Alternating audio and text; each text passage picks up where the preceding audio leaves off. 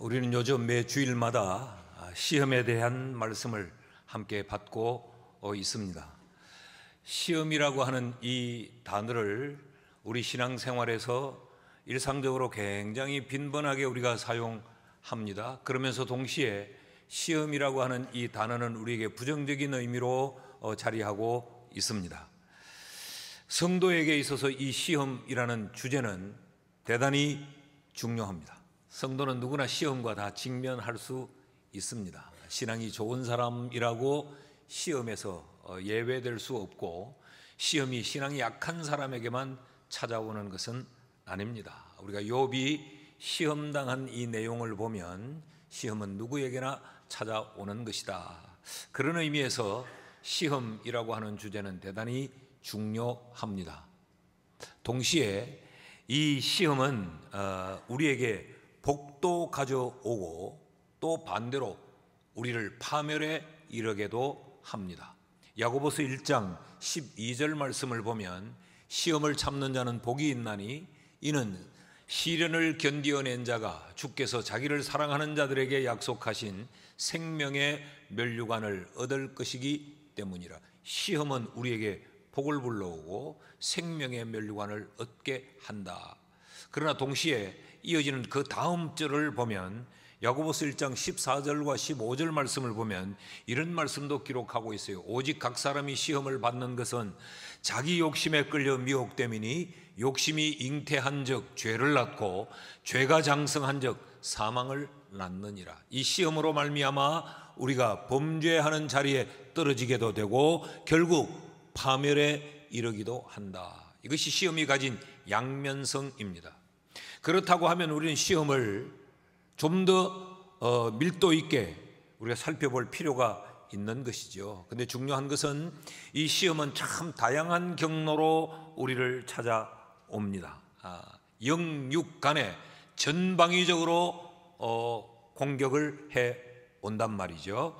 우리는 지난 3시간 동안 이 시험이 찾아오는 3가지 경로에 대해서 함께 찾아보았습니다. 영적으로 우리를 공격하는 것은 사단이 우리를 시험하는 것이고, 육적으로는 그 가운데 특별히 이 자녀와 재물의 문제가 우리의 시험의 경로가 될 수 있다라는 내용을 함께 살피지 않았습니까?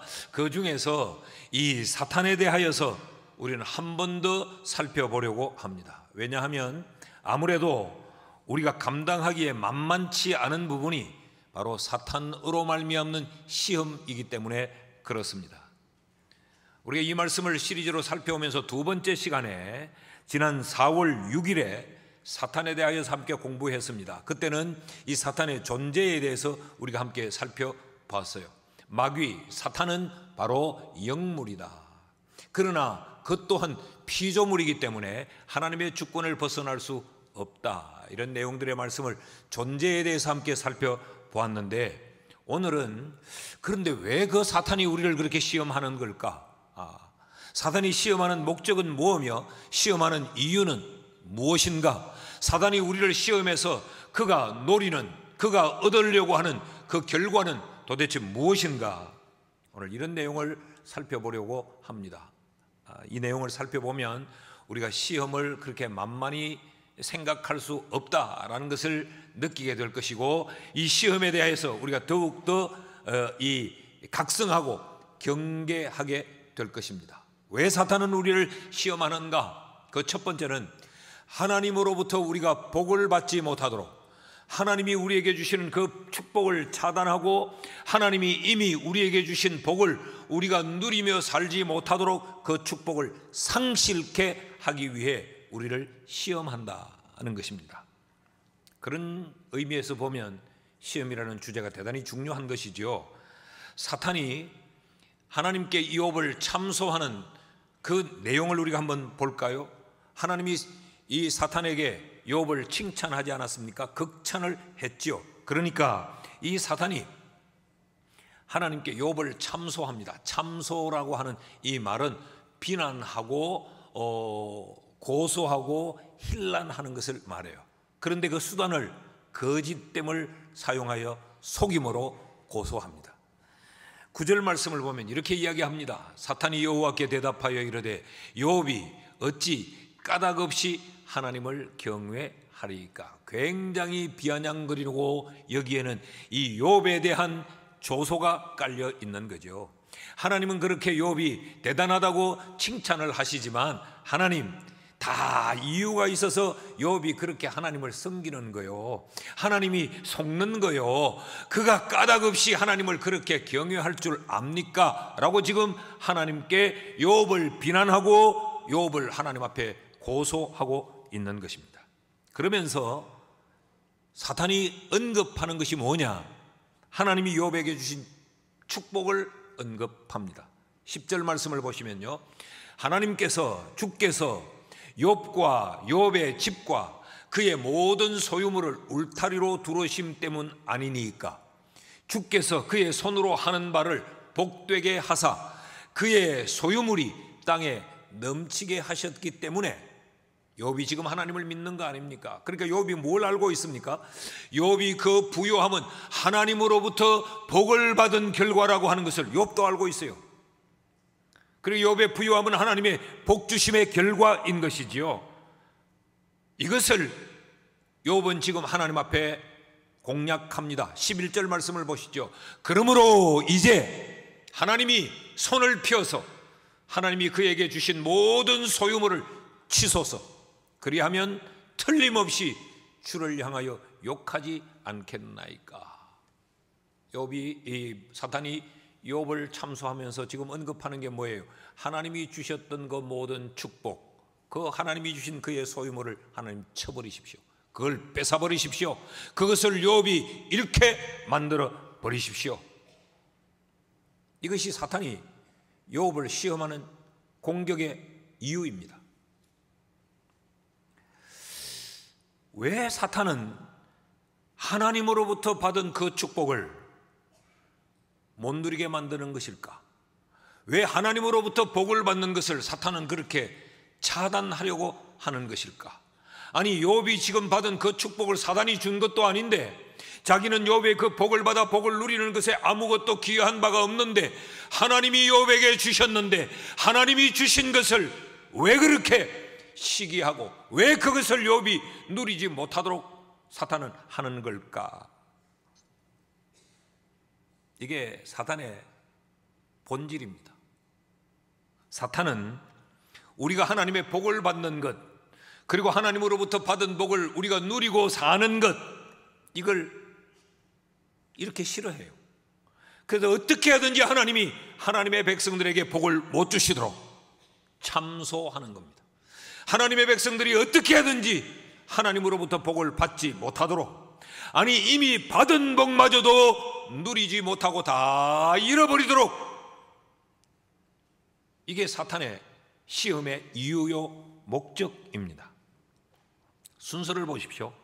8절에서 하나님이 욥을 칭찬하세요.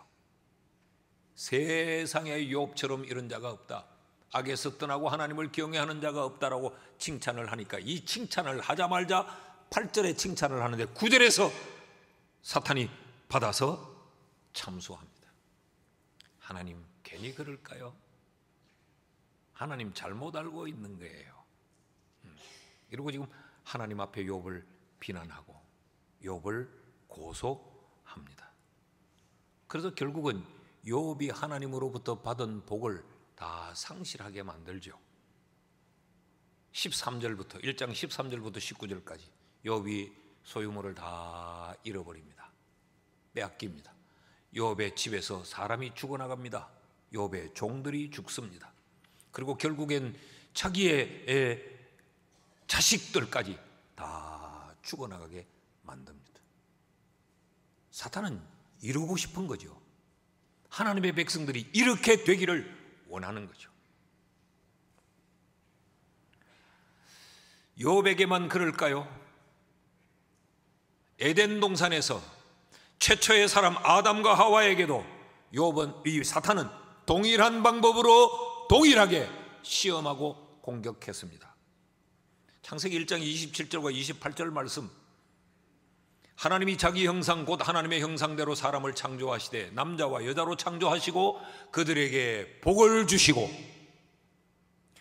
그들에게 이르시되 생육하고 번성하여 땅에 충만해라. 땅을 정복해라. 바다의 물고기와 하늘의 새와 땅에 움직이는 모든 생물을 다스리라. 엄청난 특권을, 이 영광스러운 특권을 하나님이 하나님의 사람 아담과 하와에게 주시고, 하나님의 복을 하나님의 사람 아담과 하와에게 쏟아부었어요. 그 현장이 바로 에덴 동산입니다. 부족함이 없이 모든 것이 갖추어진 그곳에서 이들은 하나님이 주신 그 복을 마음껏 누리며 사는 것이죠. 이것을 사탄은 눈뜨고 못 보는 겁니다. 그래서 그 현장에 개입합니다. 하나님이 이 모든 것을 다 먹고 다 누려라, 다스려라. 그런데 동산 중앙에 선과 악을 알게 하는 나무 저 열매만은 먹지 말라 그랬어요.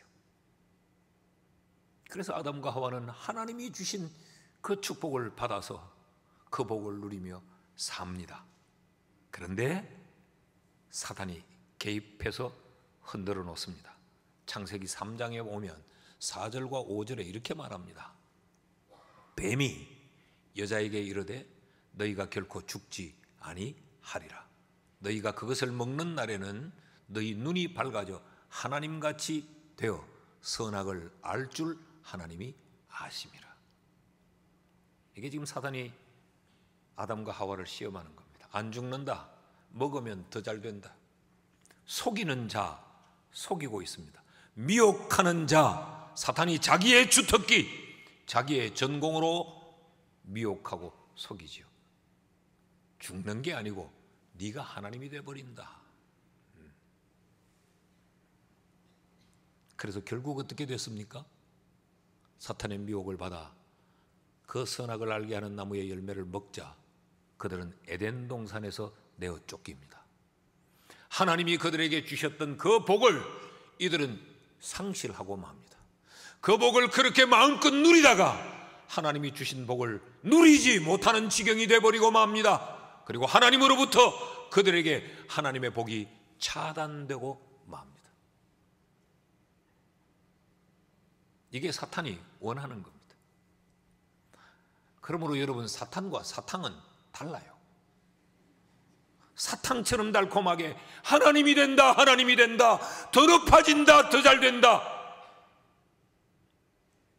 그게 휠떡 넘어가 버리니까 받아서 누리고 있던 것도 다 뺏기고 못 누리게 되고 내어 쫓김으로 하나님으로부터 받을 그 복이 차단되고 마는 거죠. 그러므로 시험은 우리가 경솔하게 가볍게 다루면 망합니다.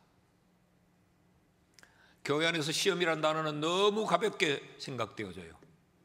아이고 뭐 좀 애매하면 시험 들었다, 아이고 시험 들라. 그러니까 시험은 그냥 우리의 노랫자락처럼 생각하면서 별로 긴장감을 갖지 않는 것 같아요. 사랑하는 여러분, 사탄의 시험은 우리의 복을 상실하게 만든다는 걸 기억하면 우리는 이걸 예사롭게 대할 수 없는 거죠. 그런데 여기서 우리가 기억해야 될 또 하나의 사실이 있습니다. 사탄은 우리로 하여금 하나님의 복을 누리지 못하고 하나님의 복을 받지 못하도록 할 뿐만 아니라 우리를 사탄의 시험의 도구로 악용하기도 한다는 거죠. 그러니까 내가 하나님의 복을 못 받고 못 누릴 수도 있지만 나를 통하여서 다른 사람도 하나님의 복을 못 받고 못 누리도록 만드는 데 우리를 악용한다는 것. 2장에 가면 욥의 세 친구들이 등장을 합니다. 2장 11절에 등장을 해요. 그때에 욥의 친구 세 사람이 이 모든 재앙이 욥에게 내렸다 함을 듣고 각각 자기가 살고 있는 지역에서부터 이르렀는데, 한 사람은 대만 사람 엘리바스고, 한 사람은 수아 사람 빌닷이고, 한 사람은 나아마 사람 소발이라. 지금 무슨 이야기를 하고 있습니까? 이들이 다 한 곳에 한 동네에 살던 사람들이 아니란 말이에요. 각기 자기가 살던 지역의 사람들. 이들이 욥을 위문하고 위로하려고 서로 약속하고 오더니. 그러면 여러분, 지금 요즘과 같은 시대가 아닌데 뭐 전화를 할 수도 없고 문자를 보낼 수도 없으니까 사람을 보내든지, 그래서 욥이 지금 이 지경에 처했단다, 이렇게 고통을 받고 있단다, 우리가 가서 좀 위로하고 위문해야 되지 않겠나, 우리 식으로는 신방해야 되지 않겠나, 너는 언제 시간이 되냐, 나는 언제 시간이 된다, 이러고 이 세 사람이 서로 연락을 취하고 시간을 조율하고 날짜를 잡고 그랬다는 말 아니에요. 그래서 욥을 위문하고 위로하려고 했다. 굉장히 동기가 선합니다. 착합니다. 그런데 욥이 이들을 만나자 무너집니다. 욥은 자기의 재산을 다 잃어도, 자기의 자식들이 죽었을 그때에도 욥은 신앙을 붙들고 흔들리지 않았어요. 1장 21절과 22절 말씀을 보시면, 내가 모태에서 알몸으로 나와 사온적 또한 알몸이 그리로 돌아가올지라 주신이도 여호와시요 거두신이도 여호와시오니 여호와의 이름이 찬송을 받을지어다 하고, 이 모든 일에 욥이 범죄하지 아니하였더라.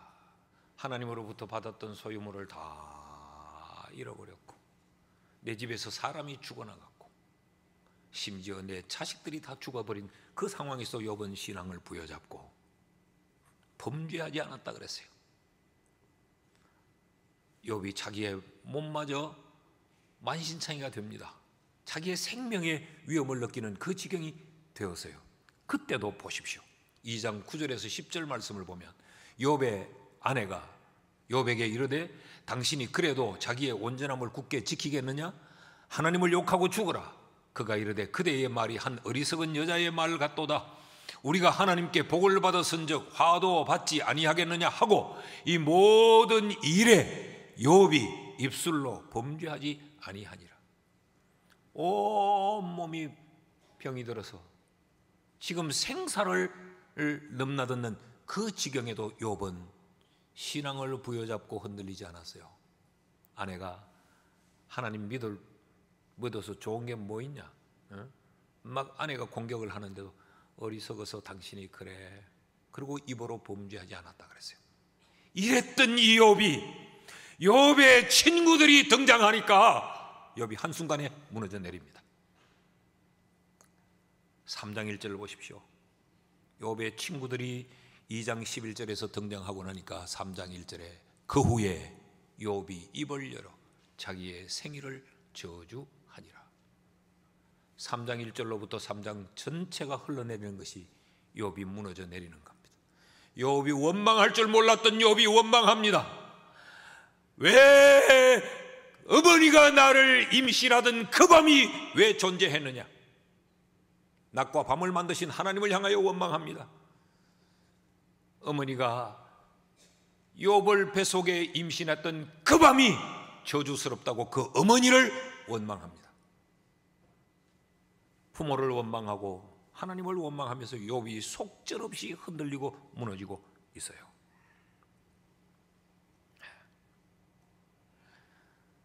그래서 욥이 3장에서부터 무너지는 이 욥의 이야기가 그 친구들과 대화를 주고받으면서 저 19장쯤에 가보면, 물론 16장에서도 그런 표현이 또 등장하기도 하는데 19장 2절에서 3절에 가보면 이렇게 이야기합니다. 너희가 내 마음을 괴롭히며 말로 나를 짓부수기를 어느 때까지 하겠느냐?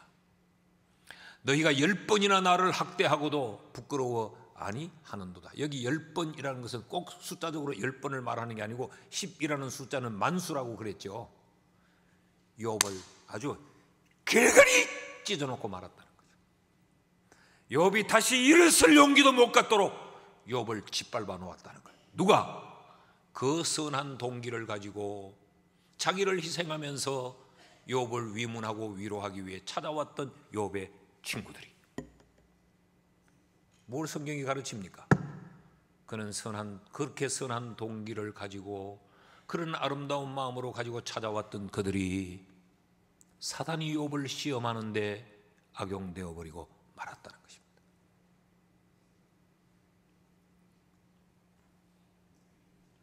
사탄은 이렇게 우리를 하나님의 복으로부터 멀어지게 만들 뿐만 아니라 우리를 사용해서 또 다른 누군가를 하나님의 복으로부터 멀어지게 만듭니다. 이게 사탄의 시험입니다. 그러니 이게 얼마나 중요하고 얼마나 무서운 말씀이냐는 거죠. 사랑하는 여러분, 혹시 나도 모르게 자꾸 남을 판단합니까? 나도 모르게 내 눈이, 내 말이, 내 행동이 자꾸 남을 비난하는 데 익숙해지고 있습니까? 우리가 법원에, 경찰에 고소장을 제출하지는 않지만 나도 모르게 우리가 누군가에게 고소하고 허물을 이야기하고 비난하고 고발하고 자꾸 그러고 싶어집니까? 그때 주의해야 됩니다. 내가 사탄에게 지금 악용되어 있는 건 아닌지, 내가 지금 사탄이 시험하는 시험의 도구가 되고 있는 것은 아닌지 경계하셔야 합니다. 그래서 나도 하나님의 복으로부터 멀어지게 하고 나를 통하여 그 누군가도 하나님의 복으로부터 멀어지게 만들 수 있다는 것. 그래서 사탄의 시험은 대단히 위험한 것입니다.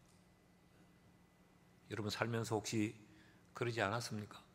나도 모르게 내가 사람들과 대화하면 처음에는 좋은 마음으로 모여 앉았는데, 좋은 대화를 시작했는데 나도 모르게 끝자락에 누군가를 험담하고 있고 누군가에 대해서 판단하고 있고 이 사람에게 저 사람과의 관계가 나빠지도록 고소하는, 그것이 자꾸 내 삶에 익숙해지고 내 삶에 그런 모습들이 자꾸 반복되면 이게 사탄의 시험이구나 라고 하는 것을 기억하셔야 무너지지 않습니다.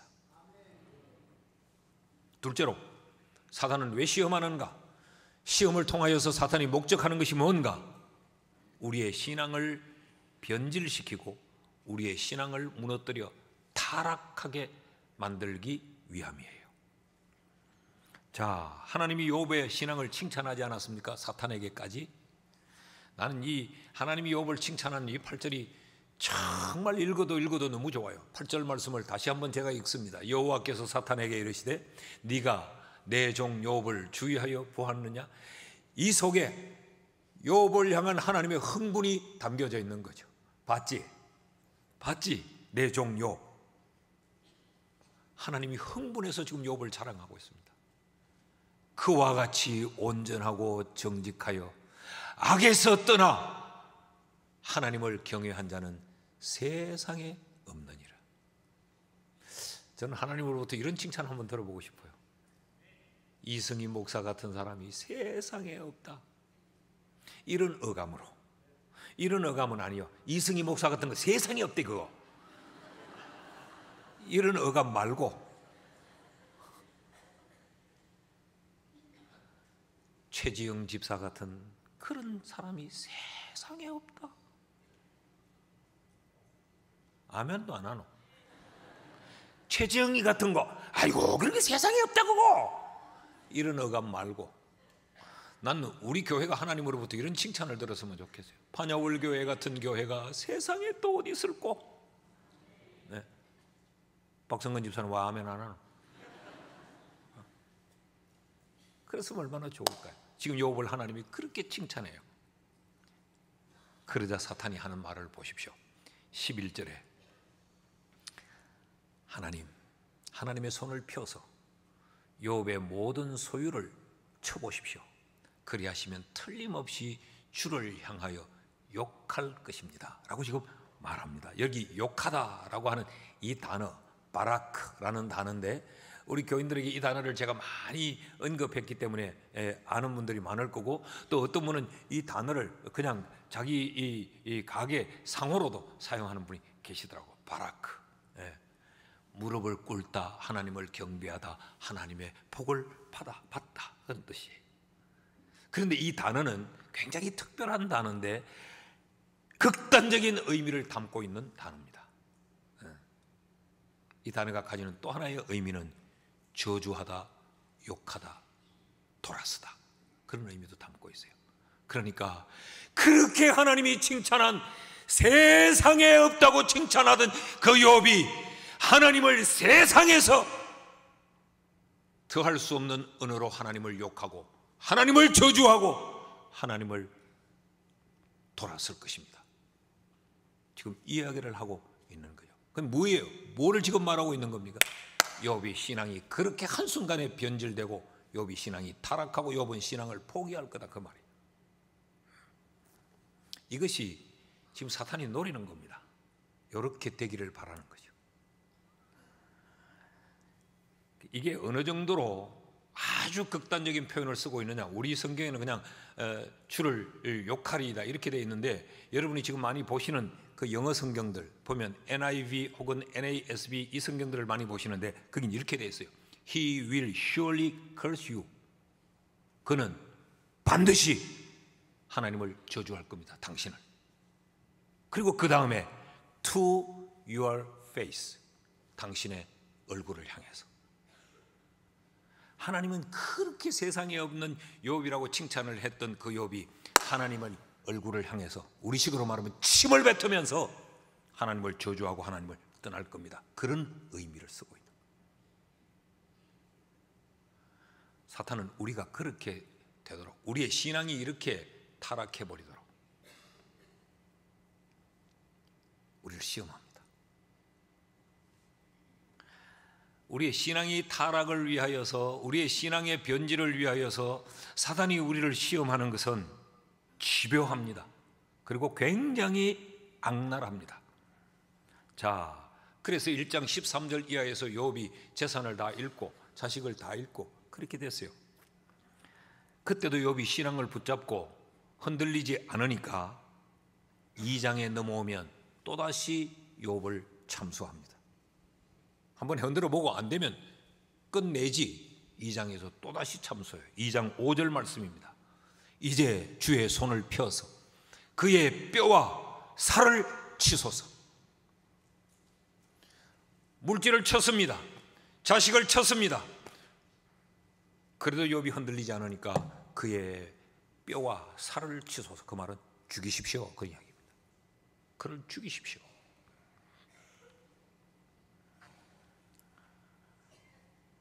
이게 사탄의 악랄함의 극치입니다.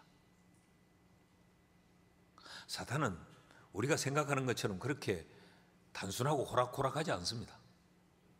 우리를 죽음의 자리에 파멸에 이르도록까지 집요하게 공격을 하는 것이 사탄의 시험입니다.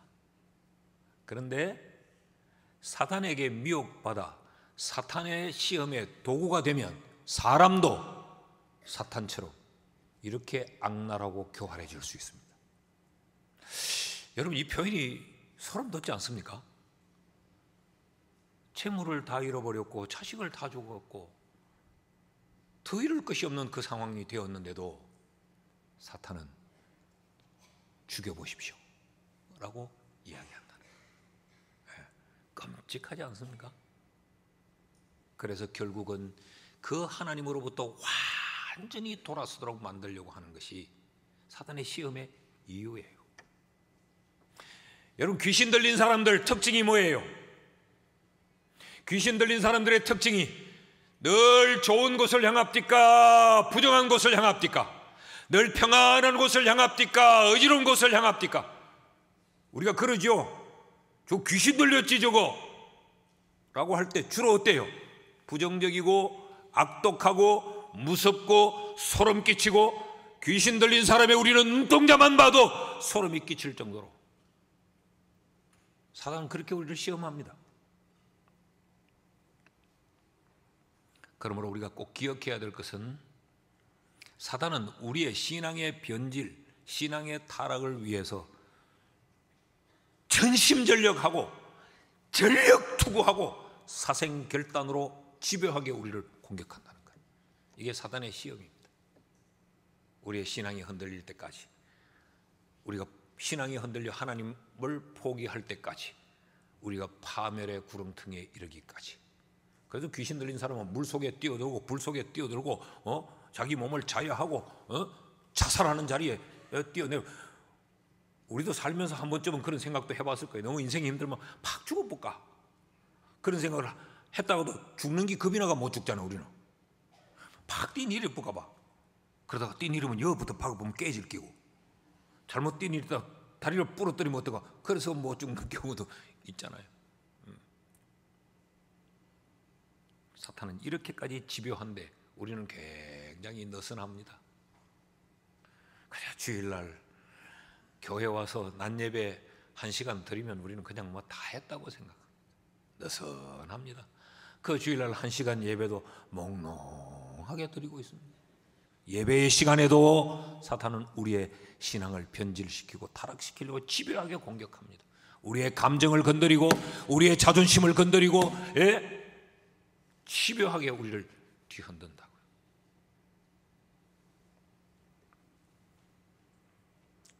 그래서 우리가 신앙에서 무너지는 꼴을 보고 싶어 합니다. 셋째로, 사탄은 왜 시험할까? 자, 물질적으로 하나님으로부터 받은 그 모든 복들을 다 상실하게 만들 뿐만 아니라 우리의 영적으로 우리의 신앙이 무너지게 만드는 거예요. 근데 사탄은 여기서 끝나지 않습니다. 그 시험의 이유 또 하나를 우리 본문에서 찾아볼 수 있는데, 그것은 하나님과의 관계를 파탄시킬 뿐만 아니라 사람과의 관계를 파탄시키려고 합니다. 그래서 화평이 깨어지게 만듭니다. 사탄의 시험이 계속 이어지면서 욥의 아내와 욥의 관계가 파괴됩니다. 2장 8절에서 9절 말씀을 제가 읽습니다. 욥이 제 가운데 앉아서 질그릇 조각을 가져다가 몸을 긁고 있더니, 욥이 지금 파멸의 지경에 이르러 있는 거죠. 그럴 때 그의 아내가 그에게 이르되 당신이 그래도 자기의 온전함을 굳게 지키느냐? 하나님을 욕하고 죽어라. 근데 이건 이렇게 읽으면 안 돼요. 아따, 그래도 뭐 예수 믿는다고, 그래도 성경 붙들고 기도하고 있나, 그래도 찬양대 간다고, 웃기는 짓 그만해라. 그냥 하나님 저주하고 끝내라. 니도 죽어버려라, 니 같은 것도. 지금 이런 이야기요. 자, 보십시오 여러분. 지금 욥은 자식을 다 잃었습니다. 그 많던 재산을 다 잃고 하루아침에 졸지에 길바닥에 앉았습니다. 욥의 곁에 유일하게 아내가 남아 있습니다. 그렇다면 아내가 어떻게 해야 됐겠어요? 그래도 신앙을 부여잡고 범죄하지 않으려고 하면서 질그릇 조각이란 말은 우리말로 하면 그저 사이다 병 조각이라고 생각하시면 됩니다. 그걸 가지고 뻑뻑 끓으면서도 범죄하지 않으려고 신앙을 지키려고 몸부림치고 있으면 어떻게 해야 돼요? 어떻게? 하나님 감사합니다. 처지경이 돼도 그래도 신앙을 지키려고 몸부림치는 내 남편, 하나님 감사합니다. 그래야 되는 거 아니에요? 박신혜 집사님, 아내가 정상적이면 그래야 되지. 또라이면 죽어보라 많이도 눈앞에서 꼴보기 싫다. 지금 그러고 있는. 근데 이 여자가 지금 이러고 있는 거죠. 관계가 파탄 나버리고 만 겁니다. 그런데 더 우리가 주목해야 될 표현은 이 여인이 쓰고 있는 표현이 사단이 참소했던 내용과 똑같다는 사실입니다. 9절 말씀을 다시 한번 볼 수 있을까요? 뭐라고 지금 말하고 있습니까? 그래도 자기의 온전함을 굳게 지키느냐? 하나님을 욕하고 죽어라. 사탄이 하나님께 뭐라고 했어요? 욥이 하나님을 욕할 것입니다. 근데 지금 이 여자가 하나님 욕해라 라고 말하고 있는 거죠. 욥의 아내가 이 시험이 진행되는 동안 사탄의 화살을 맞은 것입니다. 그러니 사탄이 지금 이루려고 하는 그대로 하나님 욕해라 이러고 있는 거죠. 여러분, 우리가 사탄의 시험의 화살을 맞으면 사람이 사탄처럼 이렇게 악해지고 이렇게 독해집니다. 세상에 사람이 어떻게 저럴 수 있지? 아니 어떻게 목사가 저럴 수 있지? 아니 어떻게 장로가 저럴 수가 있단 말인가? 사탄의 시험의 화살을 맞으면 그렇게 됩니다. 그러니까 이게 얼마나 무서우냐. 여러분, 지금 욥에게 있어서는 유일한 가족이 아내입니다. 부부는 가장 가까운 관계요, 최초의 공동체입니다. 그런데 이게 지금 깨지고 있어요. 창세기에 보면 창세기 1장 21절에서 24절까지의 말씀을 보면 하나님이 아담을 깊이 잠들게 하시니 잠들매 하나님이 아담의 갈빗대 하나를 취하고 살로 대신 채우시고 여호와 하나님이 아담에게 취하신 그 갈빗대로 여자 하와를 만드시고 그를 아담에게로 끌어오시니 아담이 이르되 이는 내 뼈 중에 뼈요 살 중에 살이라. 이 말은 내 뼈 중에 뼈고 살 중에 살이구나, 사실을 묘사하는 것이 아니고 하와를 보고 지금 아담이 미쳐버린 겁니다. 오 원더풀 뷰티풀 풀 그 말이에요. 내 뼈 중에 뼈요 내 살 중에 살이로다. 이것을 남자에게서 취하여 선적 여자라 부르리라 하니라. 이러므로 남자가 부모를 떠나 그의 아내와 합하여 둘이 한 몸을 이룰지니라. 그리고 부부는 가장 가까운 관계요 한 몸입니다. 사탄은 이것을 헤집어 깨놓고 맙니다. 어떤 지경에서도 서로 돕고 서로 의지하며 함께 해야 될 이 부부의 관계, 이 공동체를 파탄나게 만들어버립니다. 이게 사탄입니다. 이들이 내 뼈 중에 뼈요 내 살 중에 살이니라 이럴 때는 사탄의 시험을 받기 이전에는 어땠느냐? 그 다음 절 25절 말씀을 보면 아담과 그의 아내 두 사람이 벌거벗었으나 부끄러워하지 아니하니라. 이렇게 온전한 하나였다는 이야기입니다. 내가 내 벌거벗은 것을 부끄러워할 이유가 없죠. 그런데 사탄의 시험이 들어와 관계를 깨뜨리니까 이 부끄러움이 생기게 된 거죠. 여러분, 부부는 한 몸이요 가장 친밀한 관계입니다. 이게 하나됨이에요. 근데 사탄은 이걸 싫어합니다. 하나됨, 사랑, 평화, 용서, 이해, 섬김 이런 것들을 사탄은 싫어합니다. 사탄은 서로 대립하고 비난하고 깎아내리고 공격하고 상처 주고 아프게 하고 무너지게 하고, 이게 사탄이 하는 일이에요. 왜 그럴까? 사랑이나 오래 참아주는 거나 허물을 덮어주는 거나 용서하는 거나 이 모든 것들은 성령의 열매이기 때문에 그렇습니다. 하나님의 사람들이 이런 성령의 열매를 맺는 것을 사탄은 싫어해요. 우리 속에 이런 사탄의 이런 근성들이 우리에게 있죠. 누가 사랑하고 오래 참고 하면 아이고 이러죠. 인간이 거룩한 척한다. 아이고 니 잘났어. 요게 사탄이 건드리고 있는 겁니다. 꼴보기 싫지? 꼴보기 싫지? 잘 믿는 척하지? 이거 지가 무슨 천사나 되었다고 용서하자고 말하지? 잘난 척하지? 이제 공격하는 거지. 톡톡톡 탁탁탁 건드리는 한 방 맞으면 그래! 하고 벌떡 일어나 버리는 거지. 그런데 이런 꼴을 창세기 2장 23절을 다시 보면 아담이 내 뼈 중에 뼈요 내 살 중에 살이라 이랬는데 사단이 이것을 눈뜨고 못 보는 거죠. 개입합니다. 그러니까 3장 12절에 가면 하나님이 너 왜 내가 따먹지 말라고 한 선악을 알게 하는 나무 열매를 따먹었어? 라고 하나님이 이제 사실 조사를 하니까 아담이 이르되 하나님이 주셔서 나와 함께 있게 하신 여자 그가 나무 열매를 내게 주므로 내가 먹었나이다. 내 뼈 중에 뼈라고 했던 그 남편이 이 여자가 저 여자가 더 이상 그에게 있어서 아내가 아닙니다. 뼈 중에 뼈요 살 중에 살이 아닙니다. 자, 3장에서 이런 부부의 관계가 파탄나지요. 4장에 가면 가인과 아벨 형제의 관계가 파탄납니다. 형이 동생을 죽입니다. 그리고 5장과 6장으로 넘어가면 인류의 관계가 파탄이 납니다.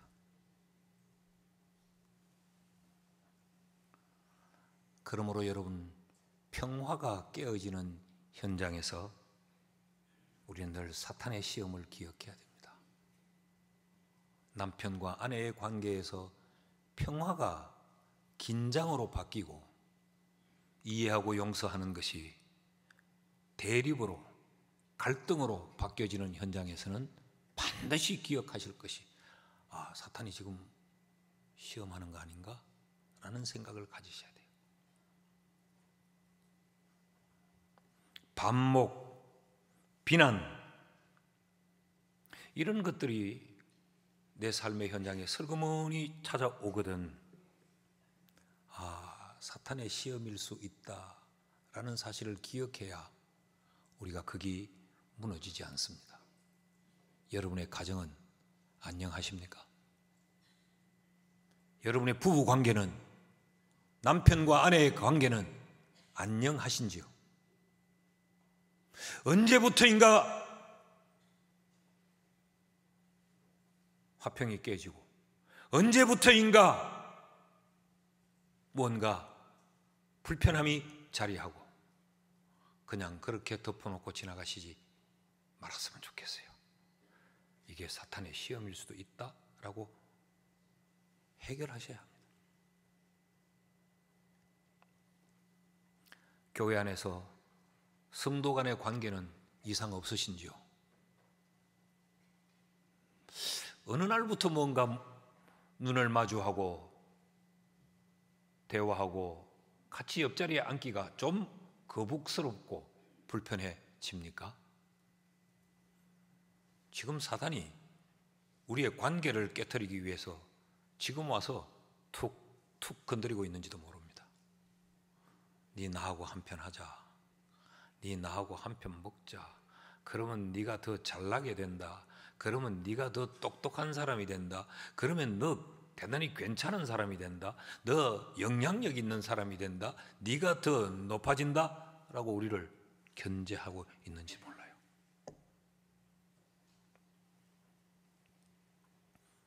계시록 12장 12절 하반절 말씀을 보면 땅과 바다는 화 있을진저 이는 마귀가 자기의 때가 얼마 남지 않은 줄 알므로 마지막 때가 되면 크게 분내어 너희에게 내려갔음이라 하더라. 우리가 살고 있는 오늘 이 시대는 마지막 시대입니다. 이때는 마귀가 더욱더 분을 내어서 크게 더욱 분내어서 우리를 향해서 시험하고 공격하고 있는 때입니다. 여러분, 우리가 세상을 한번 보십시오. 하나님의 말씀이기 때문에 뭐 지당하고 아멘이지만 세상을 보면 정말 하나님의 말씀은 맞다. 세상이 얼마나 악합니까? 마지막 때에 사탄이 자기의 마지막 때가 된 줄 알고 분내어서 우리에게 왔음을 우리 눈으로 지금 보고 있습니다.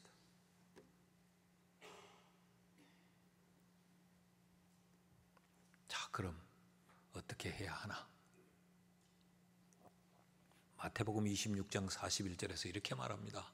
시험에 들지 않게 깨어 기도하라. 기도를 붙잡고 있어야 시험에 들지 않아요. 괜히 시대의 조류에 이들의 주장에 이리 휩쓸리고 저리 휩쓸리면 시험에 빠집니다. 시험에 들지 않게 깨어 기도하라. 그런데 다시 한번 띄워주실까요? 근데 문제는 뭐냐? 마음에는 원이로되 육신이 약하도다. 기도해야 된다는 거 다 아는데 우리의 육신이 약해서 기도를 못해요. 이렇게 살면 안 된다는 거 다 아는데 우리의 육신이 우리를 이기지 못하도록 만들어버리는 거. 사단이 우리를 조종하면 그렇게 됩니다. 사단이 우리를 조종하면. 누가복음 21장 36절은 이렇게도 말해요. 너희 장차 올 이 모든 일을 능히 피하고 인자 앞에 서도록 항상 기도하며 깨어 있으라. 우리가 결국은 하나님 앞에 설 것이에요.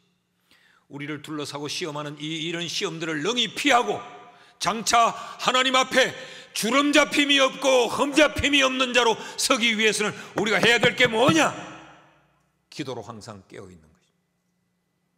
우리가 시험에 들지 않으려면, 그리고 하나님 앞에 주름 잡힘이 없이 서려면 항상 기도로 깨어 있어야 합니다. 그런데 육신이 약한 걸 어떡합니까? 그래서 억지로라도 묶여야 됩니다.